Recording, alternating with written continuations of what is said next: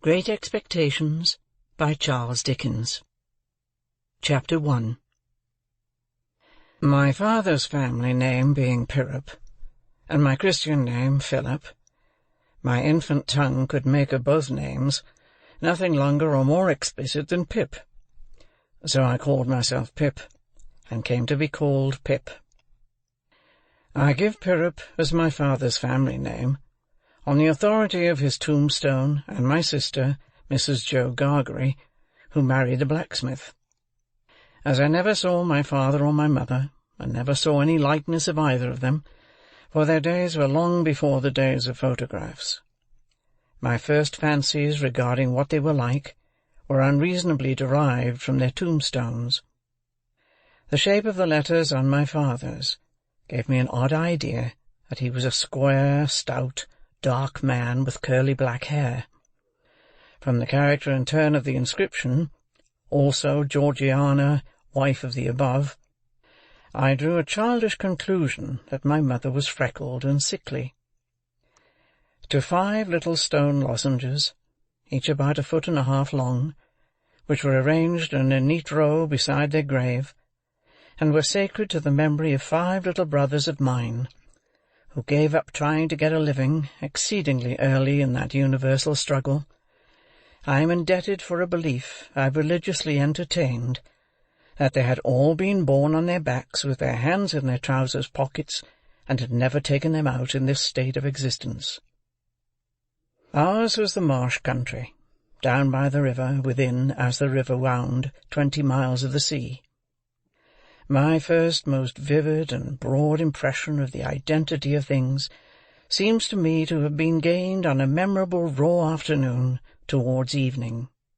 At such a time I found out for certain that this bleak place, overgrown with nettles, was the churchyard, and that Philip Pirrip, late of this parish, and also Georgiana, wife of the above, were dead and buried, and that Alexander, Bartholomew, Abraham, Tobias, and Roger, infant children of the aforesaid, were also dead and buried, and that the dark, flat wilderness beyond the churchyard, intersected with dykes and mounds and gates, with scattered cattle feeding on it, was the marshes, and that the low leaden line beyond was the river, and that the distant savage lair from which the wind was rushing was the sea, and that the small bundle of shivers growing afraid of it all, and beginning to cry, was Pip.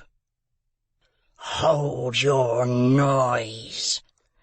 cried a terrible voice, as a man started up from among the graves at the side of the church porch. "Keep still, you little devil, or I'll cut your throat."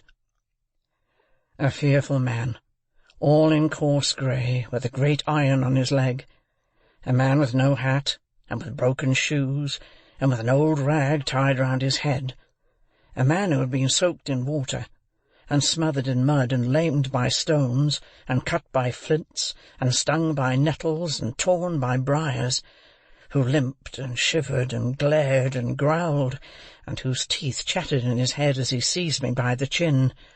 "Oh, don't cut my throat, sir," I pleaded in terror. "Pray, don't do it, sir." "Tell us your name," said the man. "Quick." "Pip, sir." "Once more," said the man, staring at me. "Give it mouth." "Pip, sir." "Show us where you live," said the man. "Point out the place." I pointed to where our village lay, on the flat inshore among the alder trees and pollards, a mile or more from the church. The man, after looking at me for a moment, turned me upside down, and emptied my pockets. There was nothing in them but a piece of bread. When the church came to itself, for he was so sudden and strong that he made it go head over heels before me, and I saw the steeple under my feet.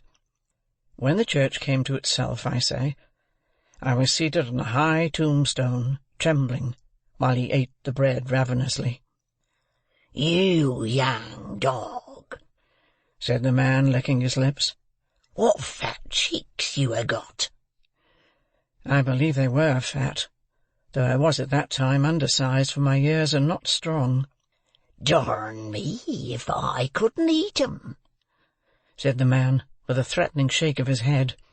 "And if I harn't half a mind to't."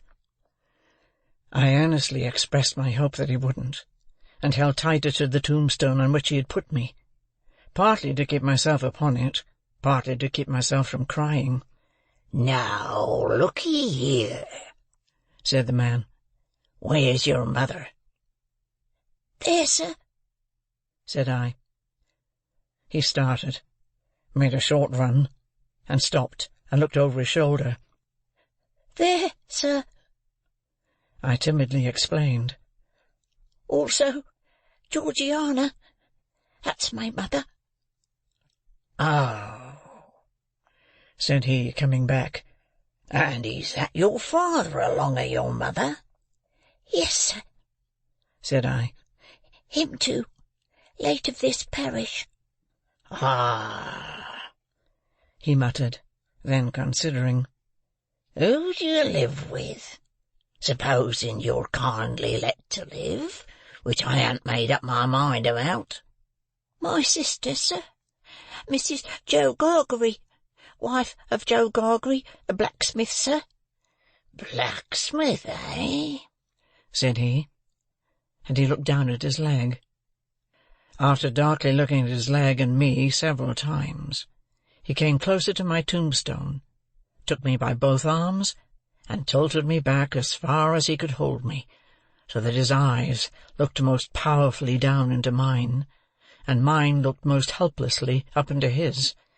"Now, look'ee here," he said. "The question being whether you're to be let to live. You know what a file is?" "Yes, sir." "And you know what whittles is?" "Yes, sir." After each question, he tilted me over a little more, so as to give me a greater sense of helplessness and danger.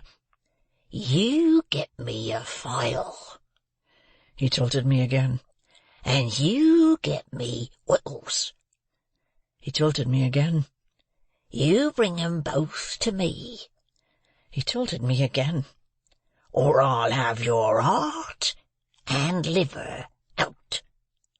He tilted me again. I was dreadfully frightened, and so giddy that I clung to him with both hands, and said, "If you will kindly please to let me keep upright, sir, perhaps I shouldn't be sick, and perhaps I could attend more." He gave me a most tremendous dip and roll, so that the church jumped over its own weathercock. Then he held me by the arms in an upright position on the top of the stone, and went on in these fearful terms. "You bring me, tomorrow morning early, that file and them whittles. You bring the lot to me at that old battery over yonder. You do it, and you never dare to say a word, or dare to make a sign concerning your having seen such a person as me, or any person somever, and you shall be let to live. You fail, or you go from my words in any particular, no matter how small it is, and your heart and your liver shall be tore out, roasted, and ate. Now, I ain't alone, as you may think I am. There's a young man hid with me, in comparison with which young man I am an angel. That young man hears the words I speak. That young man has a secret way, peculiar to himself, of getting at a boy, and at his heart, and at his liver. It is in vain for a boy to attempt to hide himself from that young man.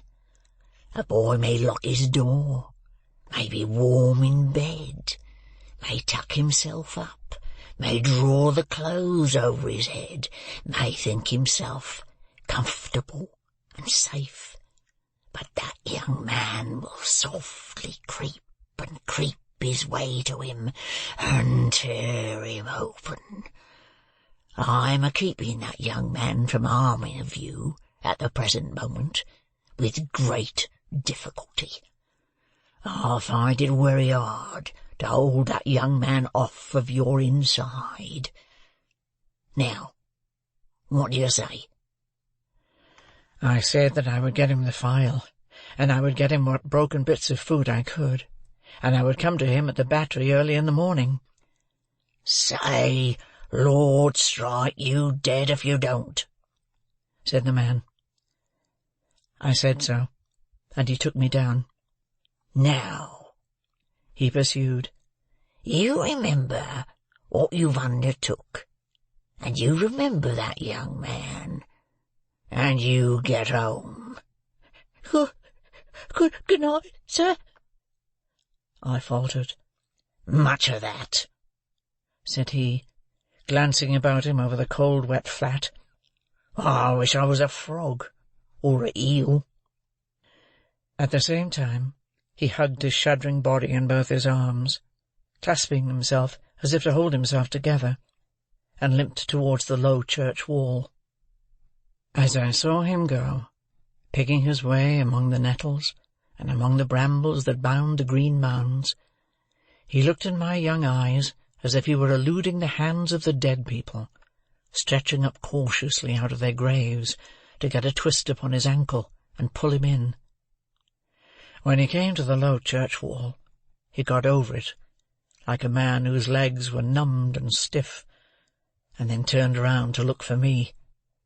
When I saw him turning, I set my face towards home and made the best use of my legs. But presently I looked over my shoulder, and saw him going on again towards the river, still hugging himself with both arms, and picking his way with his sore feet among the great stones dropped into the marshes here and there, for stepping-places when the rains were heavy or the tide was in.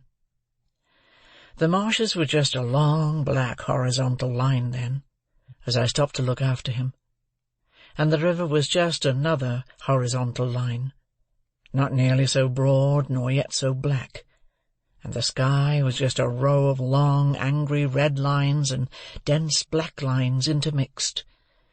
On the edge of the river I could faintly make out the only two black things in all the prospect that seemed to be standing upright. One of these was the beacon by which the sailors steered, like an unhooped cask upon a pole, an ugly thing when you were near it. The other a gibbet, with some chains hanging to it, which had once held a pirate. The man was limping on towards this latter, as if he were the pirate come to life, and come down, and going back to hook himself up again. It gave me a terrible turn when I thought so, and as I saw the cattle lifting their heads to gaze after him, I wondered whether they thought so too.